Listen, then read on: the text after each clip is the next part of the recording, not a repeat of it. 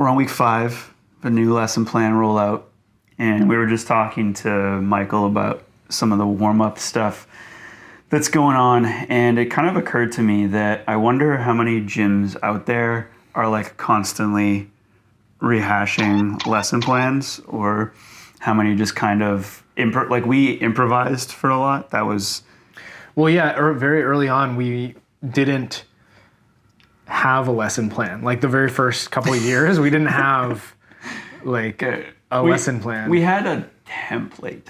It was a template, but I remember kids would come up to me before class and be like, "Hey, what are we doing today?" And I would be like, I would use the generic, "Oh, we're doing parkour," as a joke. But the reality was I didn't have a plan yet, and I was like, I gotta like figure out what we're doing with these kids.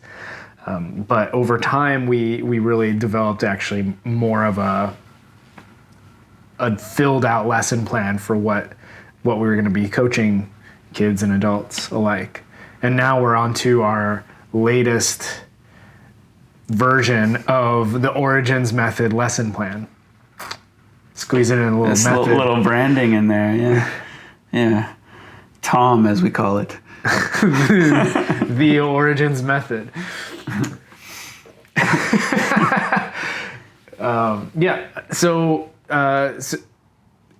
So are you happy with so far with how it's rolled out? Because the last update we did for the lesson plan was actually in 2020.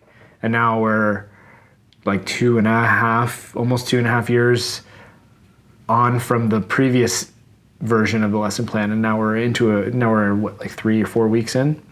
Week 5. We're on week 5. We're just starting week 5, yeah.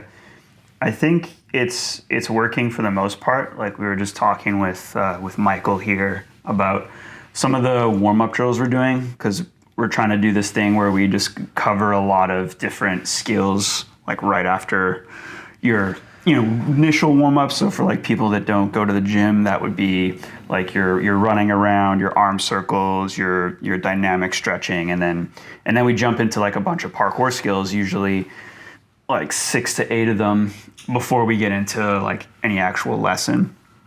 And that's been the biggest change.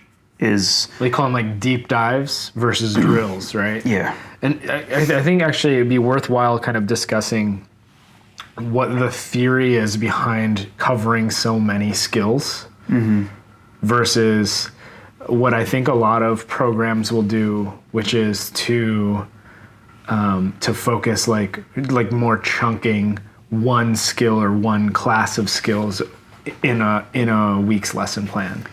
Yeah, and when you talk about the early days, we had a bit of a template, a bit of some idea of what we wanted to do, but a lot of it was left to showing up day of, and we'd have smaller classes then too, and less classes that we were offering. And so we'd be like, what do we want to coach today? And it would be like, all right, well, we're going to probably end up spending about 45 minutes on Kongs and then get to some other skills. But the problem with that initially it was, you remember James Smith? Yep. Yeah, so James Smith is a sport scientist. He's a coach mainly, but he has the most generic name possible. So if you were to look up James Smith, you would probably not find him. And he's had a couple of different brands he's went through over the years.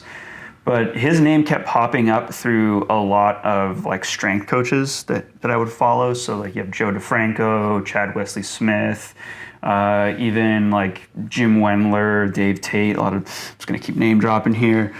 Some of these people I've met, some I have not. It was the elite FTS forums, right? That he was contributing to as the thinker. Yes, the thinker, and he had his services open where you could do. So I paid for a couple consultations, and some of them were like a bit weird because I really got into parkour talk with him, and after the talks I would be like, why did I ask him about like training around fear?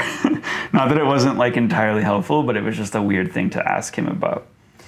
Anyway, one of the points that was brought up was just structuring, classes, because I kind of had it figured out how I wanted to structure some of my own training. But in structuring classes, like doing a recreational thing versus like more of a competitive thing, we land on that it's going to be mostly recreational. And one of the things that he brought up was, the concept of like you can't just do a session where it's like you're only covering like one or two things, because then if someone misses that day, they don't get that lesson. What if that doesn't come up for like another 8 weeks or something? So it's a problem because people aren't, getting everything every time. So the solution is try to get basically everything into a lesson plan, which we've tried to do almost from the beginning of opening the gym, because this talk that I had with them was like during year one. And I think that it actually reminds me of an excuse I had at the time too, because the excuse, and I think this is probably, if you're like a parkour coach and you're listening to this, one of the excuses is that there's too many moves in parkour. You throw in like flips and, style moves into it. It gets, even more like messy. But you can categorize them, which we've done, and you can actually make sure that someone is like touching on everything in one session. Well, you also have to like remember that most people aren't, advanced to elite. Most people are beginner to intermediate. So, do they need to be learning how to do, a pole tack versus like just learn how to do a tic tac, and then like over time you're gonna get better at that. And if you do move into the more advanced to elite status, you're gonna start varying the surface that you're tacking off of, for instance. Well, another way of looking at it too is, okay, so we already kind of alluded to like warm-up drills. And so the way one of our classes will look like right now is, again, you do your general warm-up, and then we go into, all right, you're gonna do a couple reps of a sprinting drill exercise, then you're gonna do 3 sprints, then you're gonna do a maximal effort jumping type movement. Then you might do 8 Kong Prees and 8 climb ups, and this is more like for people that are already versed in these things, right? Not if you've never done a Kong Pre before, obviously. And 8 lache precisions, and because those are part of the warm up, they're intended as like not your maximum for each thing. Like we're not asking people to do like 8 Kong precisions that are big. But you think about, I just wanted to kind of actually throw this to you. If you, because we started talking about this recently about, trying to warm up more. Actually, we talked about it today for warming up for training. And we both kind of felt that more recently it's been important, and I don't know if it's like an age thing. I don't like to admit that it is, really. Because I do think in earlier years of parkour, I'd have bad sessions until I was like, an hour or more into the session. And it's just because like, you got appropriately warmed up during that time. But I just wanted to kind of ask you, like, what kind of things outside of, just getting warm, so getting like, your body warm through like running around or whatever, and through maybe doing some stretches you need to do, what's the next step? So what are the individual parkour drills, we'll call them, that you personally would like to hit regardless of the spot? Like what are you drawn to usually? Well, I mean, a big part of my warm-ups are like I like to balance on things, especially if I balance at height or do something that scares me a little bit. And this is something that it's almost like you think about like the physiological warm-up of like kind of getting your muscles and tendons prepared for impact or prepared for like contracting, which honestly I tend to neglect a lot in my own personal training.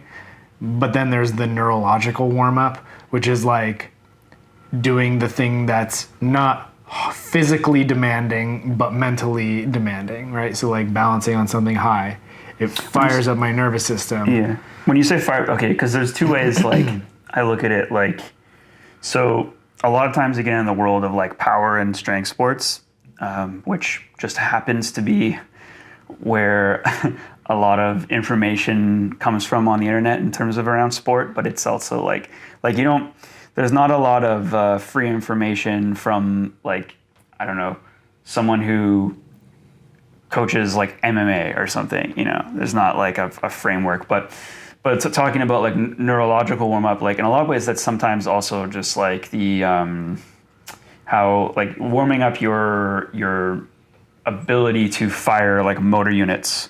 So if you're going to be doing like a big jump, So it's like actually like, because you're talking more in terms of like mental preparation. Yeah, but it feeds into the body, right? Like if I do, so for instance, if I am balancing at height and I'm like a little bit scared, like when I'm done balancing at height, my body feels more primed to do parkour because I'm woken up. Like I'm like I talk about like feeling kind of stiff or feeling kind of like not ready to do a jump.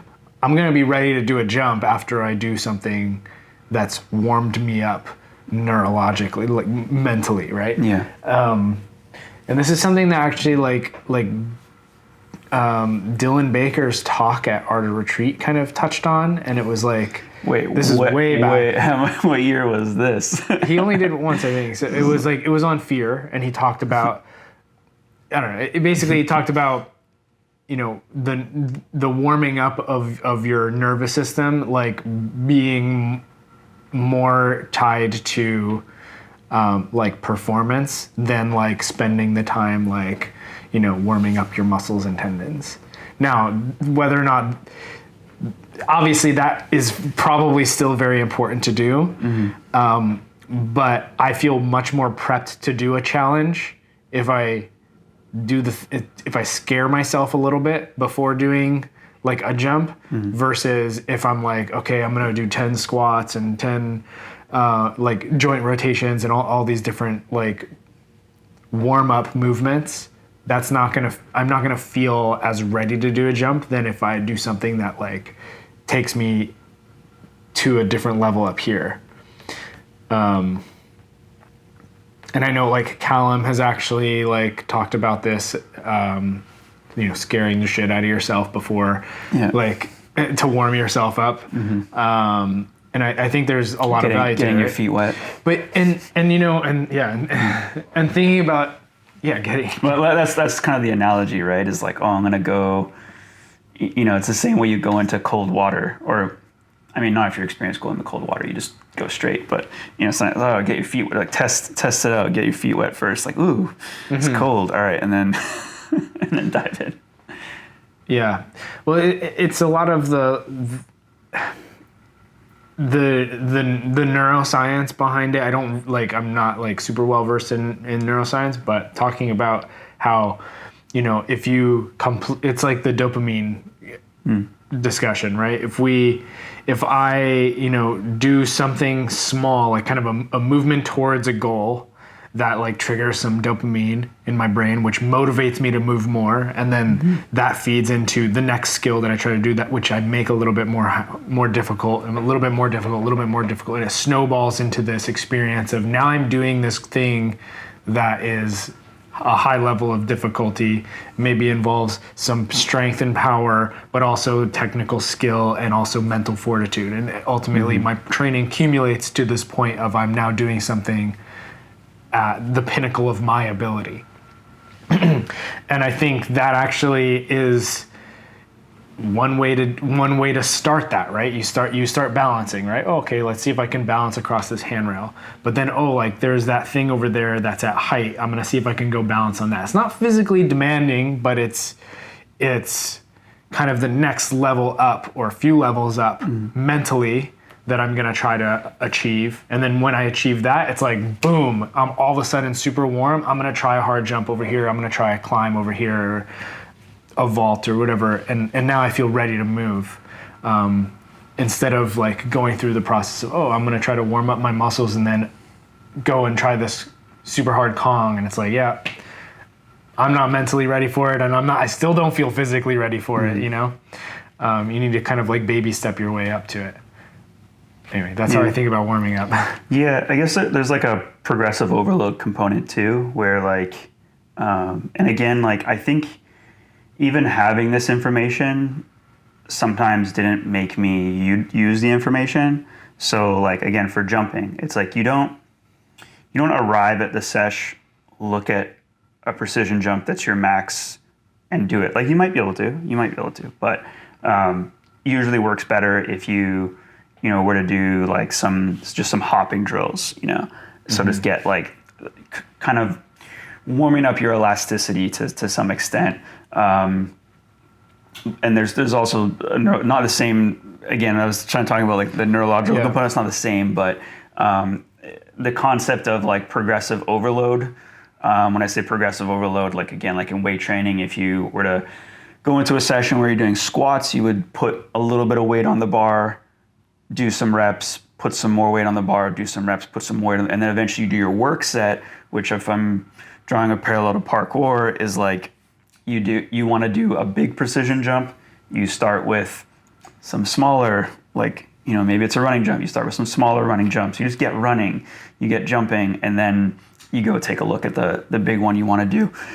I think it's the same though. Like, yeah, well, for the most part, it's intuitive. The one thing though, where I think just kind of like more for me an interesting parallel to what you're saying is like the not necessarily always scare yourself, but I think doing something that requires effort, which is also probably like the dopamine response to, like, as we know. But like I'm just actually thinking of a session I had on the weekend. So there was like this jump to this column I wanted to do, and it was like a splat, as people are calling it, and then drop.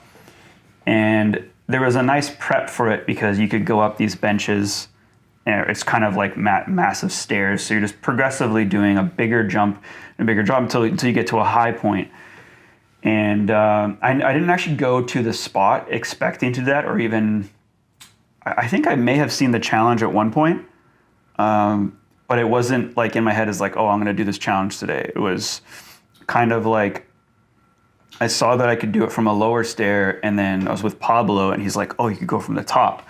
And I look at the top, and I was like, this feels really high up now, and I don't want to do it. But then I started thinking, this aligns with a lot of other challenges I want to do right now, specifically like a cat leap.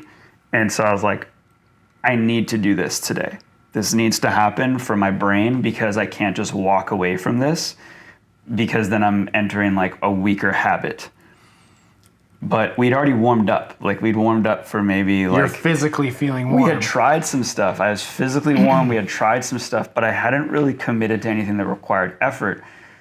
And so in the reverse of what I posted on Instagram, there was like sort of what I decided to do. So like there's a step down jumping towards the pool, but it's like a 2-foot step down. So it's like significant jumping towards this column. So I did that a number of times, but it still wasn't enough. Like it wasn't enough effort. It still had, there was effort required for it. There was like fear required for it, but it wasn't enough for me. It wasn't a good enough like step to bridge you mentally to be ready to do the big one. It wasn't enough for me. And sometimes I think it's just letting it, how much time do you want to give to a challenge in a session, But what I didn't like about what I started to do was just, again, like just staring at it, doing some preps, the prep next to it. But it just wasn't enough. That wasn't getting it for me. So ultimately what I did is I walked away from it, and I found something else that required effort. Yeah. And the something else that required effort wasn't even related to it. Was this actually like turn vault variation that I thought was cool, because it was like a fat wall and then a rail, and I had to put like one hand on the wall. And like, if you're listening to this, you're not gonna be able to see what I'm doing, but I'm miming it for people on YouTube that are watching. Hopefully you're enjoying this experience. There's one hand on a wall, one hand reach over to the rail that you're turn vaulting to, and so go over. And I'd actually never done a turn vault like that before, but I would call it a turn vault. And I thought, like, at first I did kind of like a step one, and then I came over and it was like, okay, this is how it's gonna be. And then I figured out that I could do it without putting the second hand to catch, and I thought that was cool. And then I came up with like a sequence to get, like, I was just, you're getting into like the line sort of development now. And so it was the effort of putting together a line, because at the end of it, I was like, oh, that was fun. Yeah. And then what's the chemical for fun? The fun chemical? Yeah. Dopamine. Yeah, exactly. Yeah. So I had released the fun within myself from like doing this line that required effort in terms of like being creative, solving some problems. I was doing it with one hand, and I started doing this thing where like I didn't want to put the other hand down, so I had this hand up in the air, And then I started doing this thing where like, and I popped over, and because I got like Pablo to take a clip for me, and when I popped over, I was just waving this hand up in the air, like as I was doing it, and I was like, this looks hilarious. So I had to like cut that out and do it again. But yeah, ultimately, like it was, I ended up giving myself an experience, but by the end of it, it was like, that was fun. I want to rep it a couple more times because I'm having fun. And then I step over, and I didn't do the jump immediately, but it definitely felt more like it was on. And then I only had to do like the preps a couple times before I was just looking at it like, okay, I'm going to commit now. Yeah. But that was like, shoot, man, that was like over an hour, you know, of the session, which I guess is what it takes. It's like, again, general warm up, which we did. I did a bunch of dynamic stuff. It was cold out, you know. Started doing a bit of parkour, so you're getting some reps on stuff. You're doing vaults, you're doing little stuff, and then it's like, okay, I'm starting to look at challenges now. But the first challenge that I went to was too much. Yeah. At first, and I had to do like, and so I think what I took away from that session, and I think what I would try to improve on the next time is like, if it's too much, because you know when it's too much, and I think we've talked about also like some people are different with how they handle that. Like some people will, you know, start yelling or start stomping their feet or, you know, asking for countdowns from people and whatnot, and that stuff can work, but sometimes it doesn't work. And I think you should know in your head, like pretty early on, when you are having a mental block, and like when just like trying to corral yourself to do it is not the right way to go. And it seemed like walking away and finding something else that required effort and got the fun response is what I needed. And I think coming to that conclusion earlier probably would have been healthier. Yeah. Overall. Well, this is something that I believe super strongly in, which is that, you know, if you you shouldn't start your session with going to the hard thing. And even beyond starting your session, you like sometimes you're just not ready yet, and you need to neurologically warm yourself up more, get some dopamine, get some accomplishment under your belt somewhere else, so that you kind of can ride the wave of experience over into the next harder challenge. Mm-hmm. And I think it's really easy to get kind of like stuck in a cycle of like just standing and staring at a challenge and then never commit to it, which happens to a lot of people. Mm-hmm. And it's like, you know what? The worst thing you can do is not move right now, right? Is to freeze and basically I was like, there were preps and things I was moving. Again, it just wasn't. It wasn't enough. It wasn't enough. Yeah. And I think you can work up to a point too where like you stare at something, particularly because this is like a standing jump, and those can be tougher sometimes because like you're giving yourself time to think. You're giving yourself time for like the instinct of like, wait, why are we jumping at something to sink in? So yeah, just I think there's got to be like a time limit or something. I'm starting to like think about this more in terms of like what is a prescription, you know, one could give themselves, because it is one thing to say like, you know, do something else that requires effort, do something else scary, etc., whatever, but that requires like some creativity, you know, it requires, or maybe it doesn't, you know, maybe there's like a way to. Well, it definitely does require creativity depending on your spot limitations, right? Yeah. Like, I mean, luckily you were at a spot that had something. I just found something that, you know, looked appealing and looked, you know, it's like something I wanted to do. But it wasn't, it was completely like a complete different skill set and movement type than what I initially was looking at. And then still when I went back to the bigger jump I wanted to do, I still needed to do like some preps, but I was definitely I definitely felt better. Mm-hmm.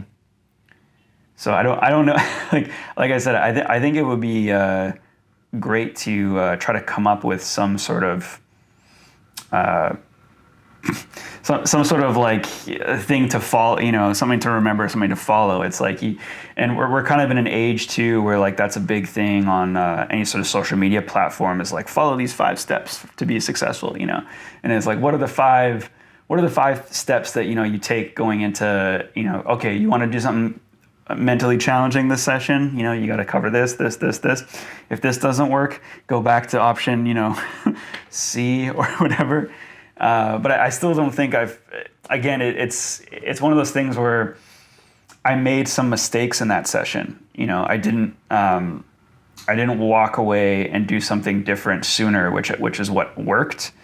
Yeah, but so the question is, how do you know when to walk away? Yeah. And at what point do you walk away? Because so there was a couple Sunday sessions ago, we were at the castle spot. It's not a castle at all; it's a fountain. It's got the little It looks like a castle. Yeah. So so we were there, and I was looking around, I was hunting around for something that I wanted to do there. And I finally found something I really wanted to do. And then I was like, okay, I'm very scared of this. I just got back from Italy. I was I was trying to tell myself I wasn't jet lagged. And I hadn't done any parkour for, 2 weeks or so. And so there was a lot holding me back, for actually trying this jump. And so I was like, okay, let me walk away from it. I'm going to try to find something else to do. And I'm looking around, I'm hunting around, and I'm not finding it. I was like, oh, I want to do a line. Because I saw Ali do a line. I saw Pablo do a line. I was like, that looks fun. And then I was totally just I kept trying to find something. And I the only thing I kept coming back to was, I want to do this jump. And I just really wanted to. And I was like, okay, so I walked away from it. And I was talking to Pablo, and I was like, Pablo, I wish there was something I could get experience doing this move without the scale of it, something a little bit smaller. And he found one that was a lot smaller, and I was like, okay, I guess I'll try that. So I did that a few times, and then I was still not ready to do it. And so I kept trying to walk away and find something else, but I could not find anything else that was even remotely interesting to me. And so eventually, it was kind of winding down the session, and I just started, trying to build myself up to it. I practiced the approach a bunch of times, and eventually I did have a breakthrough, and I went for it. But it was one of those instances where I tried to walk away, I tried to do something else, and it ultimately it didn't work the same way, and I somehow still managed to break through. But I felt if I did find something else to do, it would have been so much easier to commit. But it was still this really difficult experience of trying to commit. So the question really is, and I don't know what the answer to this is, but when do you walk away? And in this instance, was it even the right call to walk away? Should I have just stared at it for longer and just kept practicing the approach and go for it? Could I have gotten this way earlier in the session instead of waiting until the end of the session to finally do the only jump I ended up doing that day? It's weird too, because it's almost something that I actually feel more comfortable coaching than doing. I feel I can do a better job if I'm coaching someone and they're having a clear mental block with something, of recognizing it, recognizing what they need to do, and then prescribing some help. I mean, I'm not 10 out of 10, for when it works, but I feel I'm pretty good at recognizing it and pretty good at helping, but it's I just don't follow my own advice sometimes. And I don't, and it is so subjective too. So much of it is there's let's talk about too the emotion. We didn't talk about this. I the emotional component to basically doing something that you're scared of. You're so much more likely to do it if you're in a good emotional space. So you're training with someone that you like, that is encouraging, is not saying things to deter you from doing what you want to do, is encouraging and being you got it.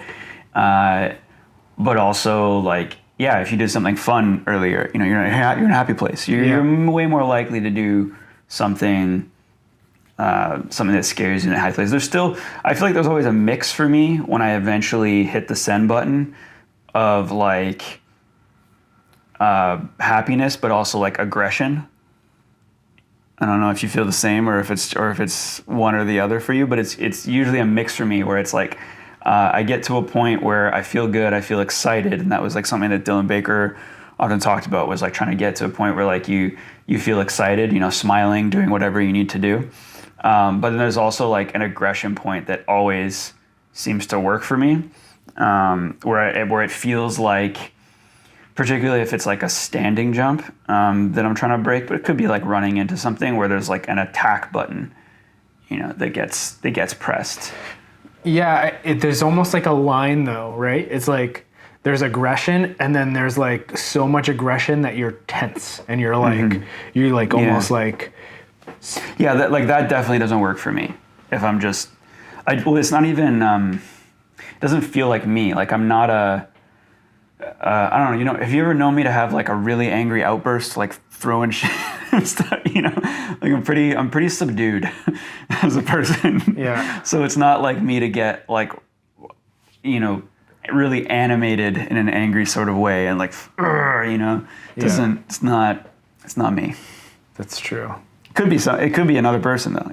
Could also work. Well, some people like really lean into that, right? Yeah. Like Verke is an example of like the type of athlete that will like shout at himself and just scream while like trying to do something super hard, and it seemingly works for him, right? I don't know. I think it was like on a Store podcast where they were talking about that being a negative, and like I don't know. It seems to work for him. Like I've never. Well, they also him, talked about how like, oh no, it's refreshing because you see how much he cares, right? How much he cares about the jump and how much he values doing it. That he's just gonna like have an emotional outburst around it. Yeah, I think I'm really good at giving myself excuses now, particularly now, where particularly the excuse of time.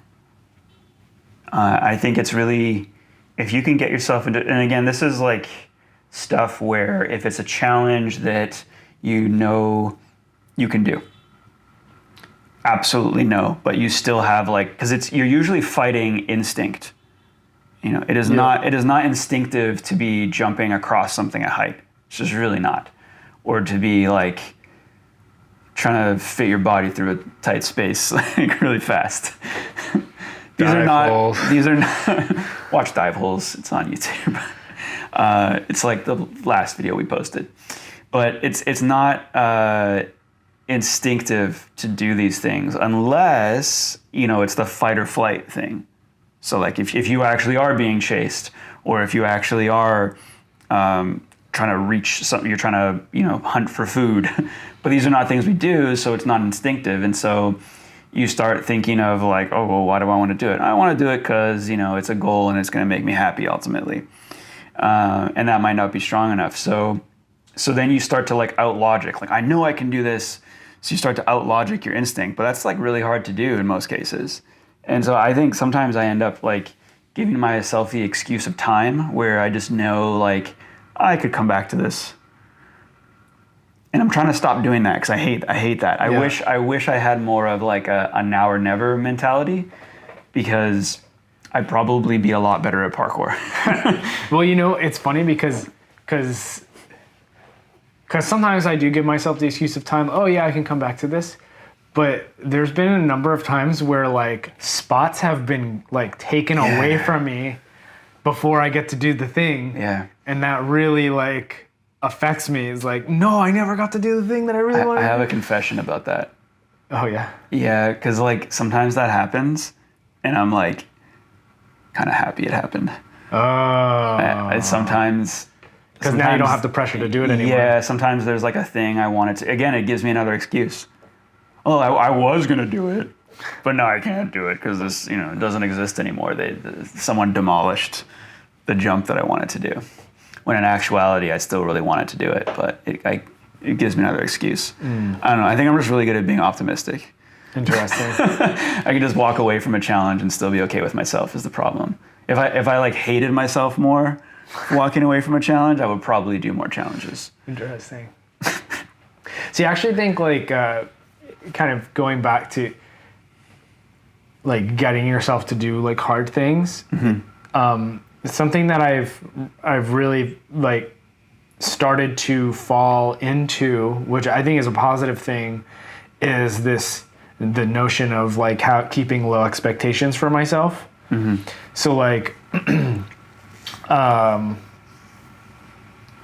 I will often like, it's like, oh, okay, I'm going out to train. Okay, well, I'm probably not gonna do anything. I'm just gonna show face. I'm gonna show up to Sunday Jam and just like, just show up to hang out with people and we'll see. And so basically, as soon as I like leave my house, get on my bike and get to the spot, I've already won for the day, right? I accomplished my one goal, which was like the expectation of like, I'm gonna leave my house, get out to the spot and show up at the jam. And then basically from there, anything I do is a bonus on top of it, because I didn't expect myself to do any parkour. I was just like expecting to hang out with people. And then, okay, well, I'm at a parkour jam, so I'm just gonna start moving. So I'll start like warming up, doing little things here and there. And then eventually at some point I'll end up finding something that I really value doing and I'm very interested in doing. It's like, okay, well, I'm gonna start working up to it. And if I don't get it, it's okay, because I already won for the day. Like I can go home, come back to it if I want to, and then another time. But then inevitably I'm riding the dopamine wave and I accomplish that, and then okay, it's like I accomplished that. Now look over here, look what's over here. Now I'm more motivated to like move and do other things, and then I end up having. Oftentimes I'll have like an amazing session. In fact, like most of the sessions that I have are great. Like I have great emotional experience from it, because I'm setting the only expectation of just getting out and moving around, and then once I accomplish that, it's like, cool, I'm gonna go find another challenge, and then I'm gonna find another challenge, and then I'm gonna end up doing something super hard that I never had the expectation to do earlier in the day, and it's just, it happened because I just kind of like rode that wave of motivation throughout the experience. So like a funny example of this is the last thread that I did in dive holes. Yeah, because that was like, I remember that we were finishing up. Oh, we were just talking about work. We were just having like a walking meeting. Yeah. Well, initially it started here, and then we kind of like left. But and then because I think it came up, but then you're like, "Can we go?" I was like, "Oh, like hey, like you were like, oh, where are we gonna walk to?" And I was like, "Well, how about Quebec and 7th?" Yeah. I had it in my head like I need to do this like in the next couple weeks, but I think that the funny thing is, so you're saying, because it's like the low expectation thing, and I've experienced similar, where it's like you get nowhere because it's a challenge you wanted to do. It was on your list. So 100%, yeah. But there's a difference between like expecting to go there with the expectation that you're going to complete it versus going there with the expectation that you're just going to try. See, I didn't even expect to try though. I just wanted to look at it. Okay. And so my expectation for going into that was like, hey, let's walk over here. I want to look at this because I have to get this done in the next few weeks because I have a deadline for dive holes. It needs to come out at this date. So we walked over there. We were looking at it, and then we were done talking about work, and I was like, you know what, I'm just gonna start like trying like. Kind of just lightly trying and see where I get today. And I still didn't have the expectation this is happening. I was just like, hey, do you mind filming some of my attempts to see, so maybe I can like analyze it to see how I can improve on it. And that literally just snowballed into eventually we were analyzing the video, figured out what I needed to do to complete it. And then I started getting closer, and then I finally did it. So the expectation literally was like, hey, let's go look at it, to then eventually doing maybe the hardest thread I've ever done in my life. And I had been looking at for 4 years, and like there was this ultimate expectation of like I want to be able to do this, but I had I didn't know, to be honest, I didn't even know if I would be able to include it in the project. I knew I desperately wanted it to be in the project, but my expectation was like, I at least have to try. And I didn't think I was going to try that day. It just it so happened to work out the way it did. And there's other things like achievements like Ascension 2 where I had the expectation of like I'm running out of time. I need to get these ones done. Like the final ascent in Ascension 2, we spent 2 days on it, right? Like to try to film it. We ran out of light on the first day. Yeah. And I was way too in my head about it. And then the next, I think it was like a week later or something like that, we went back and I had made enough progress and I eventually had a breakthrough moment, but that was a rare occasion where it's like, mentally I'm setting the expectation, I have to get this done today. But I felt like trash the first day. When I had the expectation and I didn't meet it, I felt horrible. And then I had to come back and do it again with a fresh brain and light. I finish a lot of sessions feeling horrible, but I switch back to being like, again, I think I'm pretty good at like turning my brain around to, not like being like liking myself basically. What is it that like, why do you not feel good? Is it because you don't meet your expectations? Do you not? I always want to do cool shit. Like I always go out, like regardless of like what I might try. So if I tried, like if you're like, oh yeah, go out and have lower expectations, I would try. But even like, I don't know, even yesterday, just going to the gym and it was like a day that was like essentially going to be a rest day. But as soon as I get there, I'm like, oh, I want to do something like, I want to do something novel. I want to do something cool. And so, I'll go through the appropriate like processes that we kind of talked about to try to get there, but I don't always get there. Sometimes it's just like, I didn't really like anything I did. Sometimes it's the idea of like finishing as well. I was talking to Ollie about this the other day where it's like, okay, you sometimes get to a spot and you have an idea for a move and then it's like kind of like really difficult. And then lately sometimes I'm just like, I don't feel like doing this anymore. I don't feel like working through this difficulty because it's not gonna be that cool, but there's something to like, assuming it's not even something fear, just like, I'm just not having fun doing this anymore. And I think there's something to like trying to finish it, or part of the reason is just like, I just don't think it's that cool. So I'm not going to continue to work on this because it's not that cool. But I think there's something to just actually like finishing what you started. To an extent, to at least have a good session. So you're like, well, at least I did that. Yeah, I do. So wait, is that what happened yesterday? So you went out? No, yesterday wasn't a good session. And you didn't fit? Oh, okay. But also like it was. But you accomplished something. Not really. It wasn't. You didn't accomplish anything that required effort. Not enough effort. Not enough effort. Great. Okay, so I think that's ultimately what it was, right? Like you didn't. And I also had like a timeline too. Like it was just like, oh, I have to go, and it's like I've been here for 2 hours. I have to go. Gotcha. So I completed some challenges, but I didn't do anything that was like enough effort that I left the session to feel rewarded.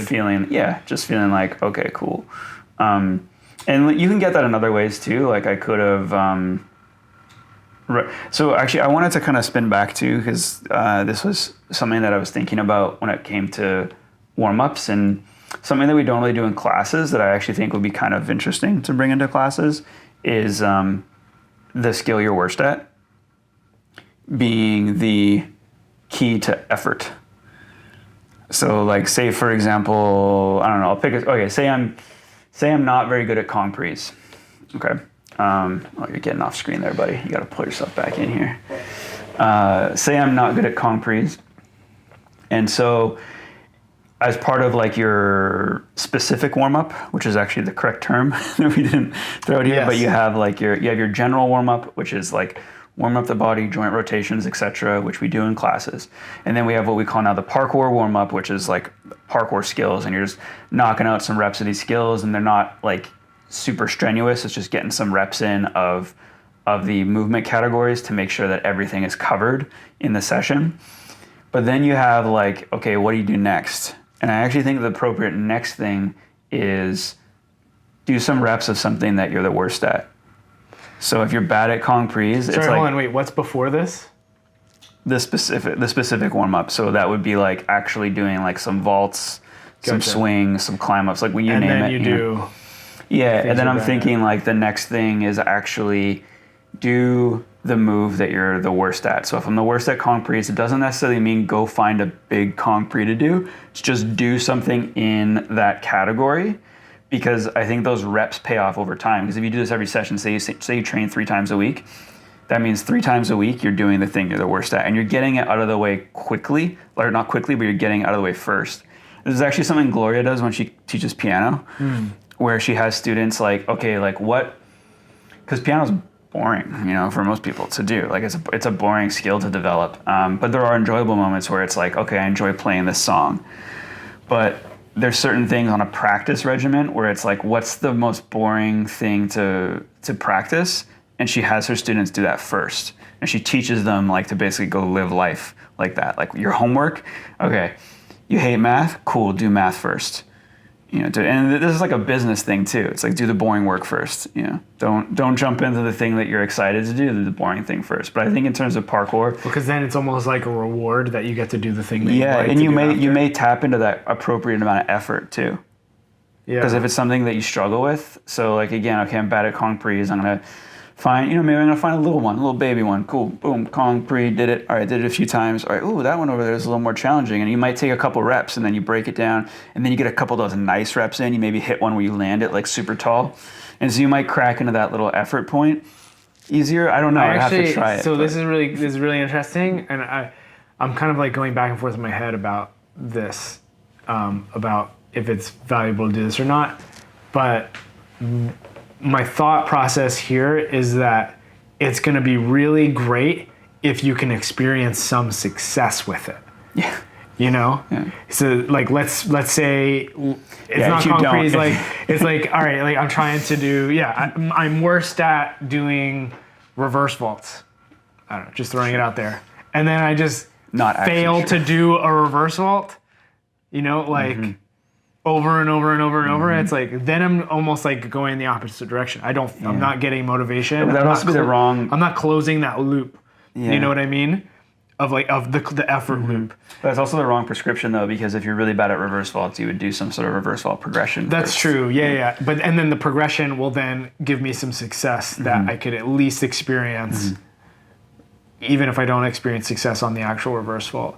But maybe another example is like a 180 switch on a bar, right? So like some people, like some of our students, really struggle with this, maybe because of, strength or fear. I think the tricky or thing a mix of everything. With this prescription, we'll call it, whereas like if you're trying to design a training session and you're like, okay, general warm-up, specific warm-up, just doing some parkour, and then get into working on something so that you can apply some effort and then use the reward feeling that you get after applying that effort into a challenge that you really want to do.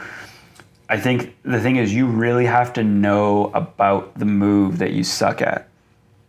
Because so again, label a move like, okay, I suck at doing a 180 switch on a bar. Cool. What are the prerequisites for that, or the things that you could do around that to get more comfortable? Because again, having the expectation, that's already too hard. That's already like the hard thing of the session is achieving the move. That's already like beyond what we're because working on something you suck at doesn't mean like achieving the hardest thing at, achieving the move. So even if it's say, we get into acrobatics, say it's like, I don't know, a back full. You really suck at backflips. All right, I would prescribe, can you backflip? Cool, do some backflips. Do some Arabians, don't necessarily go straight to the move, because that's almost like going straight to the mentally most difficult thing.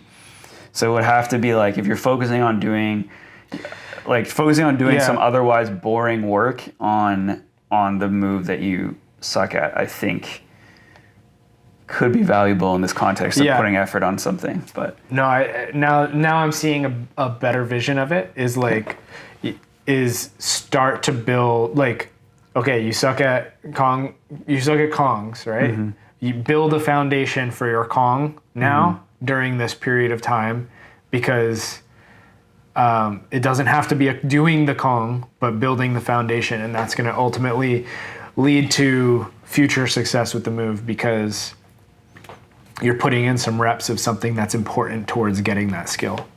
yeah. It's an interesting concept. I like the idea.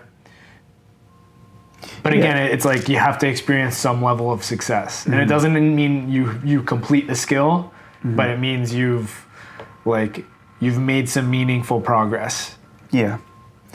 Yeah, because ultimately, like, again, what we were talking before is like you need to tap into a specific amount of effort to then return to the thing that you were, to return to something like, I guess, like truly meaningful, like doing a hard jump or something. And I think it's hard because now we kind of set the expectation of the session as like, well, if you do this every session, you'll do something really hard. And it's not really what we're saying. It's like, I think it's, again, general warm-up, specific warm-up, and then tackle something that is going to require effort.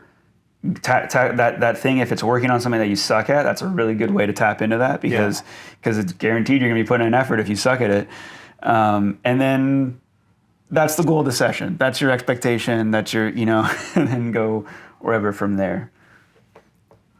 I don't know, I haven't really tried this, but like I can think of sessions where this has kind of been how things have went, and they've been pretty good. So in theory, it all sort of lines up and makes sense, but we'd have to try it. And I think it works well like in a private lesson if I'm, or a small group setting. Yeah, like thinking about how to implement this into a class. It's like, well, what if you don't have access to a spot that is what you need to do the thing that you suck at? Yeah. But in theory, I think this is a really cool idea, and we should definitely think of ways to implement it. In practice, it's a little bit more challenging. Yeah, because it's not, again, as try as I might, it's not enough for me just to show up to train. I have to, I really have to, but again, if there's like a good framework, then I probably could leave having, but I'm trying to think of, like, yesterday wasn't terrible, it just wasn't. And I really went in not expecting much because I was kind of sore.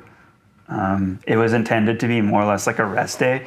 I think the trap I fell into yesterday actually was there was a challenge that I wanted to do at the spot, and I had it on my mind. Yeah. So again, if you are approaching a spot and there's a challenge that you have on your mind, and then if you have like a realization moment where it's like, oh, this was harder than I thought, like you'll be picturing it maybe all day as you're about to go train, and I think I was doing a bit of that. So I did have a higher expectation going in, if I'm being totally honest. Okay.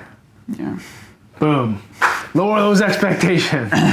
Squash them down. Make them non-existent. Then you can't have a bad day. Yeah. Or a bad session. I don't know. It's so hard for me though to go into sessions without something that I want to do. Yeah. Almost like the spot selection. It's like I think if I were showing up, I guess I have too much control all the time. That's the thing is you're always setting the Sunday session spot. Yeah. Whereas like whenever I go to Sunday sessions, it's just like, oh, well, this is the spot. Like not my favorite spot, but this is the spot. I guess I'm going to like search around and see what I can come up with. Whereas like you're thinking, okay, it's this week is going to be Cole Harbor, and Cole Harbor, there's this one jump that I'd like to do. And then you kind of like going into it already thinking, okay, this is what could be done at this spot, as opposed to going into it more blind.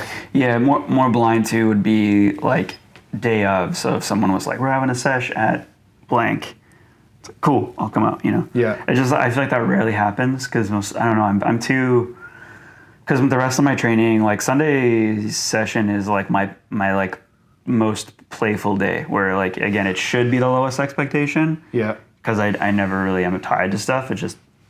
I end up, the day comes around and I'm like, what am I going to do at this spot today? Is what I'm already thinking of before I get there. And then the other days of the week are usually like more regimented. So I'm either like doing a workout And a workout's fine because like I don't, I'm just hitting reps. I'm never. And by the way, like if you're doing parkour and you're trying to like max out on your weight training sessions, you're doing it wrong. Stop it. You shouldn't be going into every weight training session trying to hit PRs, because that's not even really going to get you stronger. If I'm being totally honest, we can get into that in another episode, but Yeah. but yeah. So like if it's workouts, it's like cool. It's workouts, But yeah, I think everything is too regimented. But if I'm following the plan that I set, it's okay, because then I'm just checking off like cool, completed plan. But the session that's supposed to be intended to be like a lighter, playful session for me often ends up not being. I don't know. I don't know how to have fun. Like I have fun. I just don't know. Okay, in the comments secret to below, fun. please leave suggestions for having fun so that Renee can enjoy himself. Yeah. Really. Okay, I think we should call it there. I guess I was looking at the time here. I think that's like a It's a good time to call it. I do actually just kind of wanted to go back to like last week's topic of the fig talk, because we did have some like comments I want to run through. I also felt like in the moment I wasn't intending to be as harsh, I guess, on people. I also wasn't intending to defend Fig as much as I did. So let's redeem ourselves. Yeah, really. If someone is listening. The funny thing is, I think the people I was being harsh to, they're not even gonna. They're not gonna see it. So it's probably fine. But yeah. Yeah. So I think ultimately the Coppola dog needs to be free from regulation. Yes. If you watch last week's episode, you'll know what that means. Okay. I guess I'll just run through some comments here and see if it pops anything. So, because we actually did get a fair amount of comments for us this week. Okay. Yes. That's a good comment. That's a comment. I like that one. Poop pie. Yeah, that was a reference to something we said in the episode. Talking about the poop All pie. right, give us- Okay, so this is a long. Okay, so this is going to be a net positive, which again is talking about. That was quoting what I was saying last week. It says, sorry it won't. I'm saying it basically relying on what had happened to other sports. Parkour attaching itself to one of the most corrupt organizations on earth is not going to be positive for anyone except the execs of IOC. IOC needs Parkour more than Parkour needs IOC. I actually had talked to one of IOC officials who, under secrecy, confided in me that they're losing popularity really, really quickly and they're in full panic mode, trying to find any solution. Look, people who get into parkour because it's the Olympics are not going to do it to be strong, to be useful. They're going to do it to win competitions. Can you imagine how many injuries it will bring? How many Okay, so this is there's a bunch of stuff here. I think this person needs to not marry their beliefs is what it comes down to. I mean, I agree that the IOC is losing ground and they're trying to make up for it by adding skateboarding, rock climbing, maybe breakdancing, and parkour. Like all of these different like urban young sports that skew younger. I think it's really important that they do bring those into the Olympics in order to make it more palatable to the next generation, right? A lot of the sports are, just older generational sports. The one big point I disagreed in there was like about how, people are going to do parkour now just to win competitions, and then that's going to create this massive influx in injuries. And I think that's been argued like for over a decade now. Yeah. People have been arguing against having competitions in parkour, and I think that's just not the case. Like, injuries happen in parkour, whether you're filming for your next video, whether you're at a jam trying to impress somebody, or you're in a competition. Injuries happen in parkour. They happen in every sport. It's a sport that also is getting to the point where we're really pushing the limits and doing things that are really incredible. So going to happen. How many injuries? Are we going to see a spike in injuries because of competition? I don't really think that's the case. I think sometimes there are injuries in competition, sometimes there aren't. I don't think there was any notable injuries that happened in SPL this year. I've been hurt a lot doing parkour. And the funny thing is, here as a note, is any elite level Olympic gymnast can barely walk by the age of 35. Barely walk. That's funny. I don't know. I've torn the crap out of my knee and torn my Achilles tendon, and I don't really compete in parkour. I just have an obsession, and I want to always be the best. And that's pretty much it. So anyway, thank you for your comment. Try to be really good at something, and you'll eventually get hurt. That's what I'm saying. Thank you for your comment. I think we disagreed though. So we agree on some of the premise, but disagree on some of the others. All right, what's our next one? Don't have to, but I feel these podcasts, and personally, it would be a lot more convenient for me if you posted these on Spotify. Yes. Yeah. Well, hopefully you're listening to this on Spotify. Then we'll have done it. Yeah, I'll see what we can do. Damian Puddle says, "Yes, Tom, I got you on OCS." That was a reference to last week's episode. Next one. I feel like a woman from track and field, specifically triple jump, would obliterate a parkour competition. Maybe. Depends on what competition, right? Skill, speed, or style. I think they're meaning it would be like a skill or speed, and I think like yes, so it's an issue with like talent, and this is kind of an argument that's made in other sports. Like okay, say MMA, so the best athletes are not doing MMA, and this is like I'll be specifically talking about male athletes. They're doing football, basketball, sports that pay more and have more opportunities in them. Well, even track and field, like. A lot of the best sprinters go into football or like something that they can actually like make money in. So if you've seen a woman do triple jump and you're like, dang, that is way further than I have seen any woman do strides in parkour, you're not wrong. But I think there's such a specific mental and physical sacrifice that goes into parkour. Again, the physical sacrifice being that like you're jumping to harsh edges that can lead to injury that don't exist in track and field. So I was in a TV show called Ultimate Tag. Sure. We don't need to talk about it.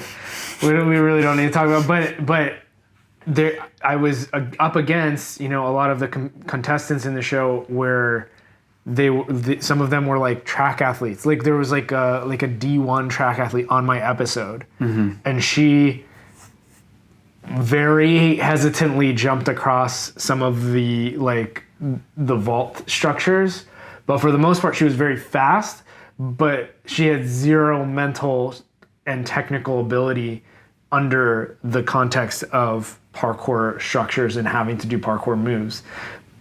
Yes, athletic. If she trained parkour for a little while, she might be able to like perform way better than some of our, some of the women in parkour right now, but based on what I saw there was so much missing. There was a big gap. She was very athletic, but didn't have any of the parkour skill and mental ability. So I'm not convinced that statement is true unless they had specific parkour training for at least a year. And I mean, it could be also what they're alluding to here is that, with minimal amount of training, they would do that. And it's like, yeah, and you could also say that a lot on the men's side as well. I think particularly for like, I don't know, speed. Depending on how detailed the course is, like how technical it is, which actually we can talk about in this next comment. Okay, here we go. Genuine question, why is SPL the true proving ground? So this is like a statement you made. I'm getting that FIG's integrity and background isn't good, but the competition's difficulty is insanely high. Do you want to get this one first, or can I? Take it. I think you're ready. So, so difficulty is insanely high. Yeah. Difficulty is high in terms of length, and that's about it. In terms of length, and that there are like walls and things you need to get over.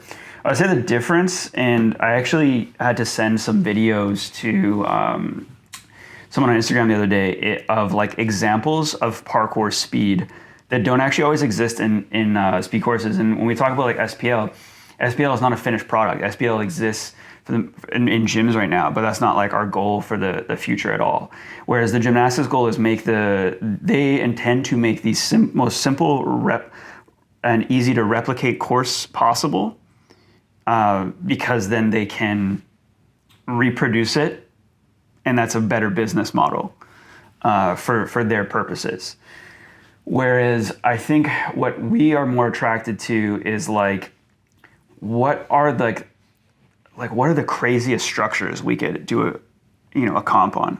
Like what are the most like wildest imagination, structures that you could do a course on? And so like the examples that I gave were like, I sent like Olaf one of his clips of doing like this climb on this really weird building, speed, like coming around the corner and then climb, like he was training for speed, There's a couple of clips that Pedro Salgado put out recently where I'm like, this is parkour speed, There was like a hole in this. You showed me one of them before we recorded this. He's doing an underbar with this hole in a fence after this big ass jump. And it's like, these are parkour speed elements, and you do not see them whatsoever in FigComp. So our mission with SPL from day one has always been like, design a competition that reflects what the best athletes are already being acknowledged for, instead of changing the game so much into something that is like the best athletes or the people that are being acknowledged as the best through videos are not able to perform well on, which I think we saw recently with Brody Pawson. So the big example that you mentioned, I think briefly in the last episode, but the massive slants that the athletes are running out. Did we forget that like parkour athletes should be able to wall run a flat wall and do a climb up, or like dyno, or like have some type of climbing element? We're just valuing running up slants and then down slants like way too highly here in a gymnastics competition. And on a world championship too, the speed course on a world championship, your average athlete who doesn't do parkour, just athlete, I don't care, sure, track athlete, throw a track athlete in there, shouldn't be able to complete it. Yeah. In my mind, shouldn't be able to complete it. There should be elements of it. And an example of this too is like SPL1, course one, we had to actually, I think more than course one, we had to change flag checkpoints for men and women, because the course that we had set up for men was like a certain difficulty where we felt like the women showing up, and this is not meant to be an offense thing, I'm sorry, this is just how we set it up. We felt that it was like too difficult and that it wasn't going to have good optics to do it that way, so we changed it. There weren't any, as far as I know, there were no complaints about that, and it wasn't something that we really announced on air or anything like that. But this is something. I mean, we had good feedback a couple of years, 2019. Some of the women were like, "Hey, actually, really appreciate that you had a different course for us, because it made more sense in terms of like our size and ability." Yeah, but I think the course, and again, we'll talk about like the highest level of proving ground for men doing speed courses and competitions. It should be like a roof run. It should have like those kind of elements. It shouldn't be like just on a stage and then have a couple of little hurdles you go over and then slant walls to climb. It's stupid. So back in 2019, after the event, you had speed class like work through the speed courses, the same speed courses that were at SPL, and man, they're so hard. We had to mat it up. We had to like bring. He's talking about. So we had we were doing like speed class, and we were trying to do the SPL courses, and we had to bring out like all the big mats and stuff underneath structures so that people were comfortable getting across them.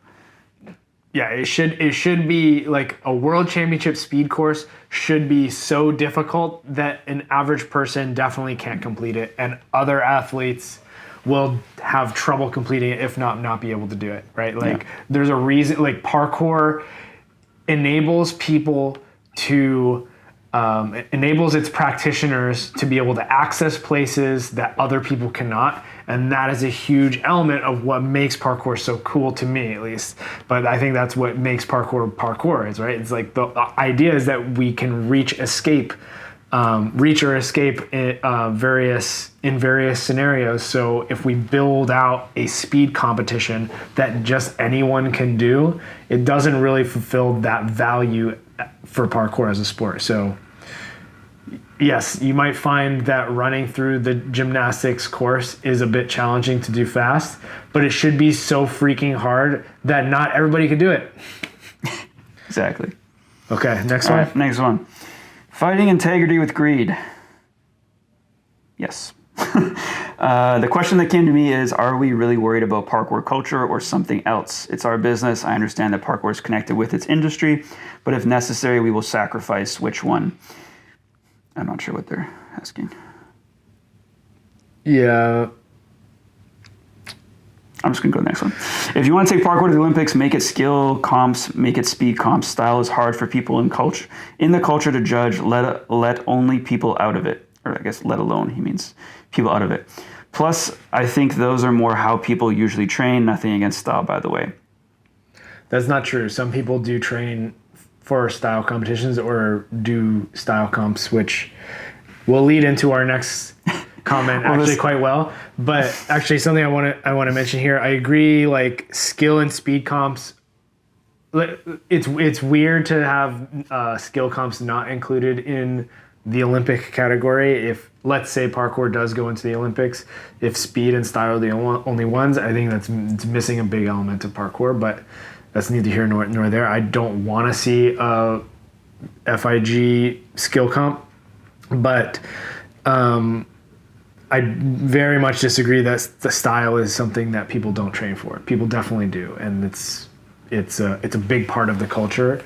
You might not think that, but I don't know who you're training with because I see it everywhere.